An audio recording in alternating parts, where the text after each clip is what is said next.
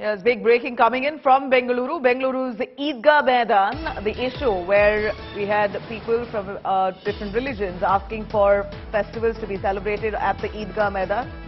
The senior advocate Kapil Sibal mentions the matter for urgent hearing before the CJI. UU Lalit says unnecessary religious tensions being created. The High Court had said that anyone can have any religious ceremony. Other religious ceremonies can also be permitted at the Idgah Maidan, which was earlier granted to the minority community for festival, to carry out celebrations for their festivities. Now here, the High Court, when the matter reached the High Court said that anyone permitted to use the ground, no question of ownership on the land. Supreme Court now agrees to hear this matter tomorrow. Remember, Karnataka headed to elections in just about 8 months' time. We're looking at a polarized atmosphere in the state of Karnataka. Bengaluru, no different. We're seeing the Idgah Maidan, a very popular site, a ground which was allotted to the minority community to celebrate festivities pertaining to the minority communities. Here, there were people from other communities asking for the ground to be granted for festivities to be celebrated on that ground, even for that matter Ganesh Chaturthi, that's just around the corner. Demands were made that Ganesh Chaturthi celebrations must also be allowed in the same Idgah Maidan. The issue has now been taken up in the Supreme Court. Kapil Sibal moving court, asking for an urgent hearing, saying unnecessary communal tensions prevails in the state. Anisha Mathur joining us live for more. Anisha, a local issue that's now reached the Supreme Court. Kapil Sibal saying that this is unnecessary religious issues or communal harmony being disrupted, asking for urgent hearing on the matter, while we also know that the High Court had already heard the matter, saying that Idgah Maidan, there's no question of ownership. One can, carry out ceremonies of other religions as well on that ground. But Kapil Sibal calls this a disruption of communal harmony.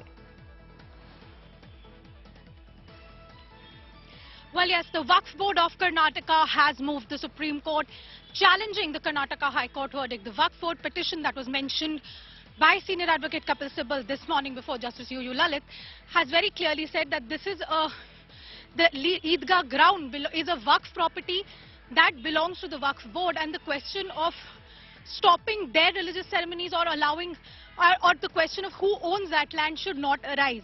Secondly, they said that because the BBMP, that is the Municipal Corporation, and the High Court orders, the question of whether other religious ceremonies will be allowed on that ground has come up, and that is creating unnecessary religious tensions in the area.